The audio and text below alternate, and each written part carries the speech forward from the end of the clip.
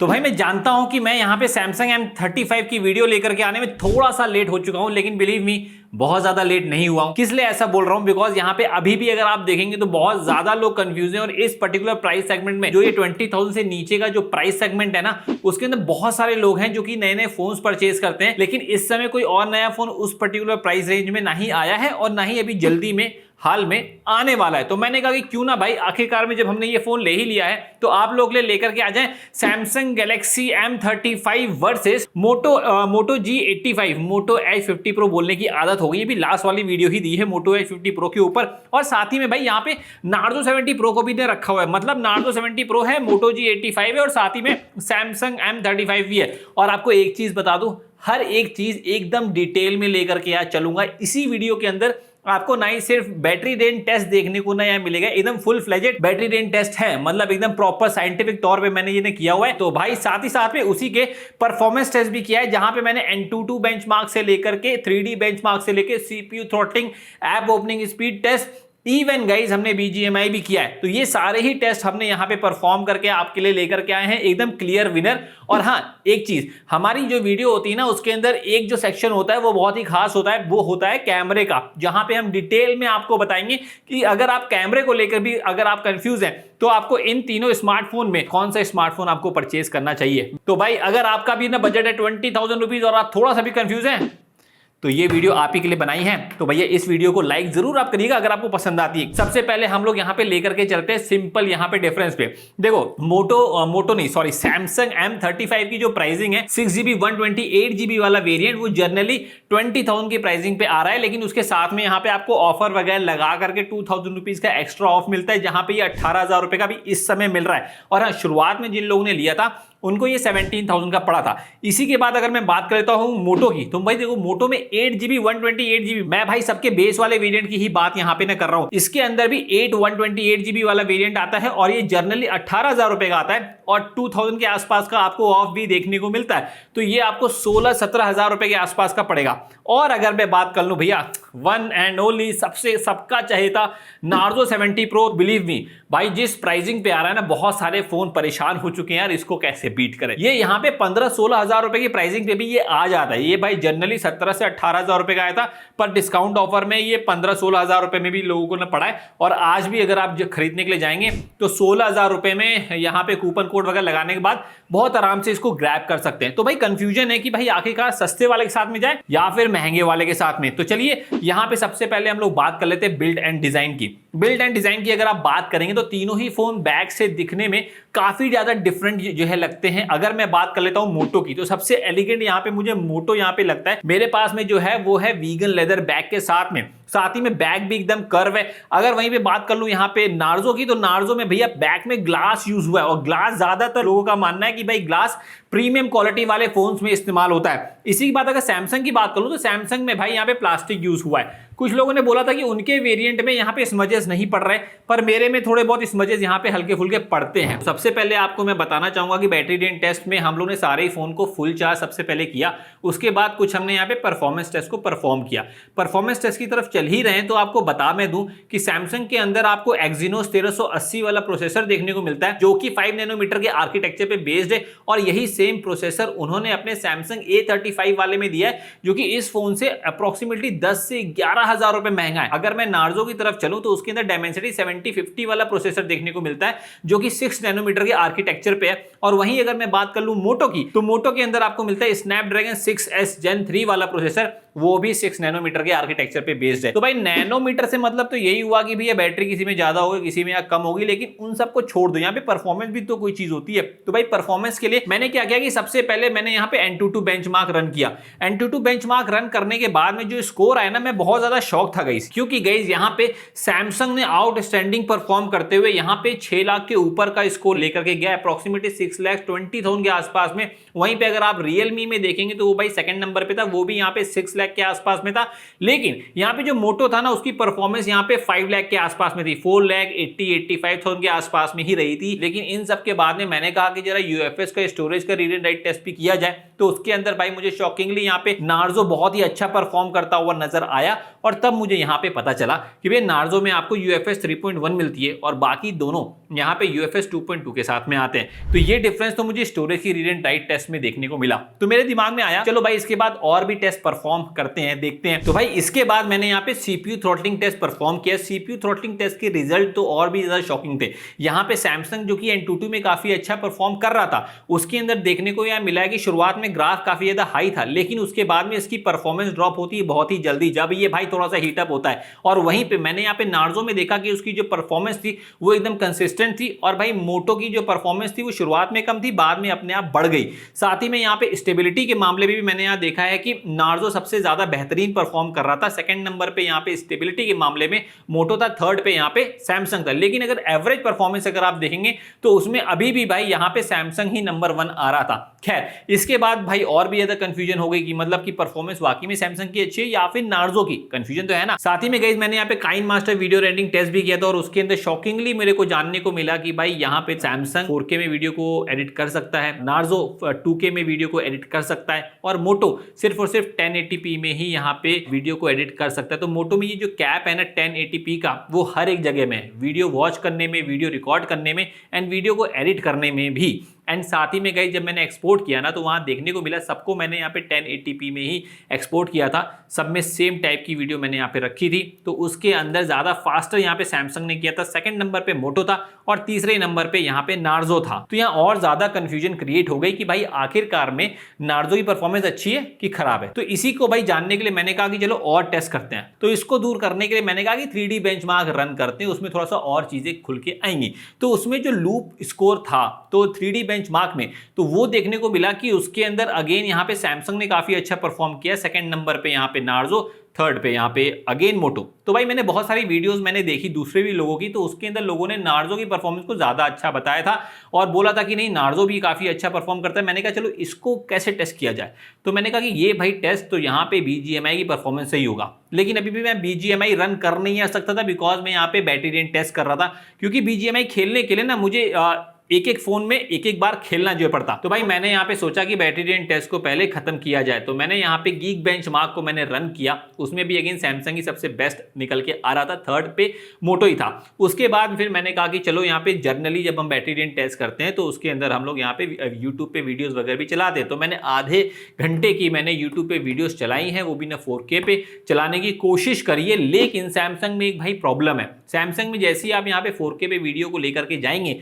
तो भाई ये अपने आप शिफ्ट हो जाता है यहाँ पे 360p पे या फिर 480p पे। तो मैंने कहा कि यार ये बार बार शिफ्ट होता रहेगा तो एक्चुअल में रियल बैटरी रेंज टेस्ट का परफॉर्मेंस निकल के आ नहीं पाएगा। तो मैंने यहाँ पे 1080p में तीनों ही फोनों में मैंने आधे घंटे के लिए वीडियोस को मैंने प्ले किया और उसके बाद मैंने यहाँ पे कैमरा को भी मैंने ऑन किया बैक वाले कैमरे से, और उसमें भी मैंने फुल HD+ में ही बैक वाले कैमरे से मैंने वीडियो को रिकॉर्ड किया 15 मिनट के लिए। और उसके बाद मैंने यहाँ पे जो रिजल्ट देखा तो मेरे लिए शॉकिंग था। उसमें जो यहाँ पे बैटरी सबसे ज्यादा बची थी ना भाई वो था सैमसंग। तो मैंने कहा कि चलो भैया सैमसंग ने भले ही स्लो चार्ज कर रहा है पर बैटरी भी काफी ज्यादा बचा रहा है। तो भाई अगर आप ये वीडियो यहाँ तक की देख रहे हो तो भाई मैं डेफिनेटली श्योर हूँ आपको वीडियो पसंद आ रही होगी।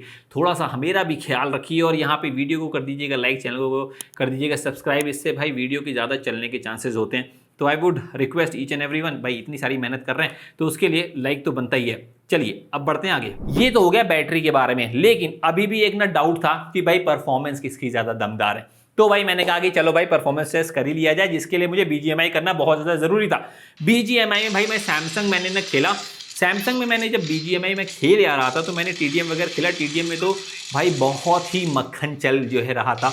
और एक चीज़ मैंने यहाँ पे ना नोटिस करी, 2-3 TDM खेलने के बाद में परफॉर्मेंस में थोड़ा बहुत मुझे लैग और जिटर देखने को मिल रहा था सैमसंग में। फिर मैंने यहाँ पे नार्जो में खेला, नार्जो में भैया लगातार जैसी परफॉर्मेंस थी वैसी ही परफॉर्मेंस आ रही थी। फिर मोटो में मैंने यहाँ खेला, मोटो में देखो तीनों की अगर मैं BGMI के ग्राफिक्स की बात बता दूं, स्मूथ में एक्सट्रीम 2 फोन में मिलता है सैमसंग और नार्जो में, लेकिन यहाँ पे मोटो में आपको स्मूथ में अल्ट्रा मिलता है। तो मोटो यहाँ पे 40 FPS के आसपास में ही आपको परफॉर्म करके देता है, वो भाई 60 FPS देगा नहीं।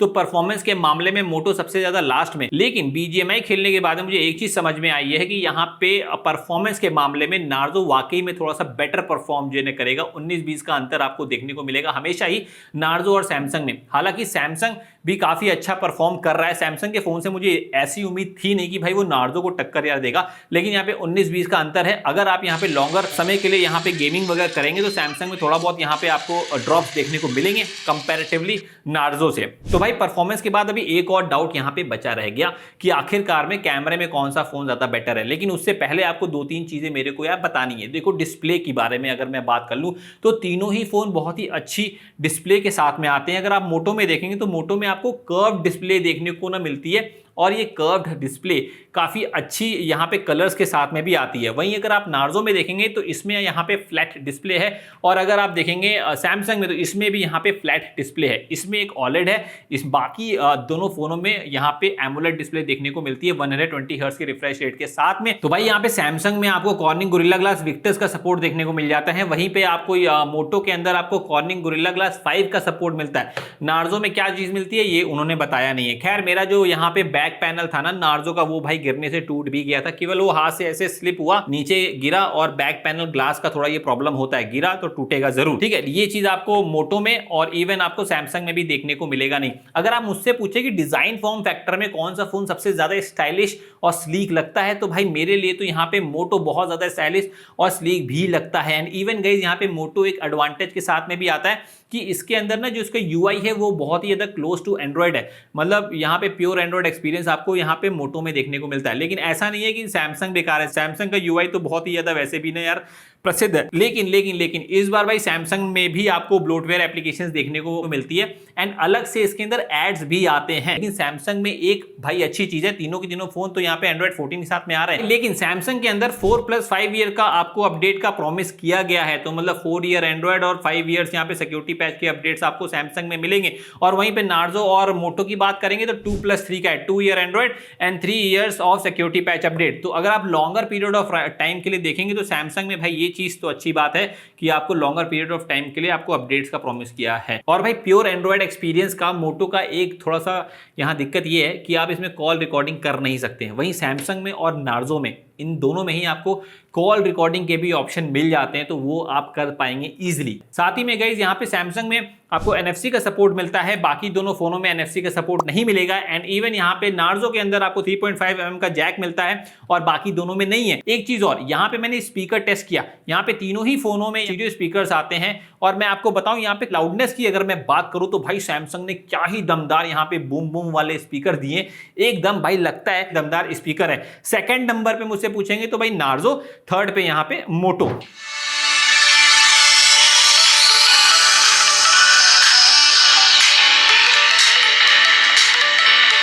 ये बंद है, ये बंद है, केवल ये फुल चल रहा है। उसके बाद क्या कर रहे हैं,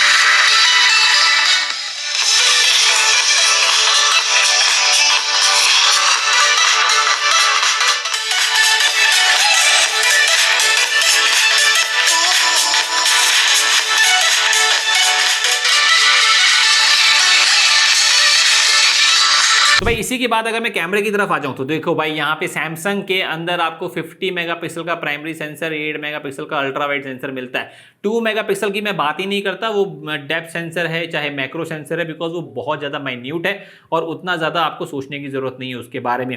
यही चीज़ अगर आप नार्जो में देखेंगे तो इसमें भी 50+8 मेगापिक्सल का मिलता है बैक में, और यही चीज़ आपको मोटो में मिलती है। लेकिन इन तीनों ही फोन से जब आप फोटोज को क्लिक करते हैं तो क्या सिनेरियो बनता है, देखो जब यहाँ पे सीन्स वगैरह को कैप्चर आप करोगे जहाँ पे ह्यूमन फेस इन्वॉल्व नहीं है, तो वहां पे तो आपको देखने को मिलता है कि ज्यादा बेटर यहाँ पे सैमसंग फोटो को क्लिक करता है। लेकिन एक चीज भी आपको यहाँ पे नोटिस होगी कि सैमसंग में ज्यादा कूलर टोन है कंपैरेटिवली नार्जो और मोटो से। और हाँ, यहाँ पे सबसे ज्यादा वार्मर टोन लेकर के आता है नार्जो, और नार्जो और सैमसंग के बीच में यहाँ पे रखता है मोटो। साथ ही साथ में गाइस हमने यहाँ पे जब ह्यूमन फेस को यहाँ पे लेकर के आए तो वहां पे मैंने ना देखा है कि यहाँ पे सैमसंग काफी अच्छी फोटोज को क्लिक करता है, और इवन यहाँ पे मोटो भी, लेकिन नार्जो भी भाई यहाँ पे काफी अच्छी फोटो को क्लिक जो करता है। इसके अंदर यहाँ पे 2x पोर्ट्रेट का भी ऑप्शन आता है नार्जो के अंदर। लेकिन कभी कभी होता जो है क्या है कि भाई नार्जो चेहरे को थोड़ा सा डार्कर कर देता है। अगर बैकग्राउंड में लाइट वगैरह बहुत ही ना ज्यादा है तो वहां पे मैनेज करने में थोड़ा सा नार्जो कभी कभी थोड़ा स्ट्रगल कर जाता है। एंड इवन भाई मैंने बहुत ही ज्यादा हार्श लाइटनिंग कंडीशन में देखा कि कई बार सैमसंग में भी आ रहता है, लेकिन मोटो भाई आउटस्टैंडिंगली काफी अच्छा परफॉर्म करता है बैक वाले कैमरे से। And even guys ultra wide sensor में भी ऐसा ही कुछ सिनेरियो देखने को मिलता है। अगर आप मुझसे पूछे कि भाई फोटोज वगैरह में किसकी फोटो आपको ज्यादा अच्छी लगी, तो मैं बोलूंगा भैया मोटो की फोटोज मुझे ज्यादा अच्छी लगी। फोटोज की मैं बात कर रहा हूं केवल अभी फोटोज पे चल रहे हैं, ठीक है। साथ ही में गाइस अगर हम डिटेल की बात करें, जैसे कोई अपने फोटो क्लिक करिए, उसको अगर जूम इन अगर आप करते हैं तो उसके अंदर ज्यादा डिटेल आपको मोटो और नार्जो में नजर आएगी। सैमसंग में थोड़ा सा ना ब्लरी सा है, लेकिन फिर भी अगर आप कलर और बाकी सारी चीजें देखेंगे तो सैमसंग ठीक करता है, बस वहां पे डिटेल उतना ज्यादा अच्छी रखता नहीं है। इसके बाद मैंने यहाँ पे इन तीनों में ही मैंने वीडियोस भी मैंने कैप्चर करी है। तो फिर यहाँ पे आप देख सकते हैं, यहाँ पे जो सैमसंग है और नार्जो है वो यहाँ पे 4K में वीडियो को रिकॉर्ड करने की कैपेबिलिटी के साथ में आता है। बट अदरवाइज अगर आप देखें तो भाई यहाँ पे मोटो केवल जो है 1080p के ही रिजोल्यूशन में वीडियो को कैप्चर करने की कैपेबिलिटी के साथ में आता है। थोड़ा सा यहाँ पे रनिंग करके भी दिखाएंगे, आ जाओ।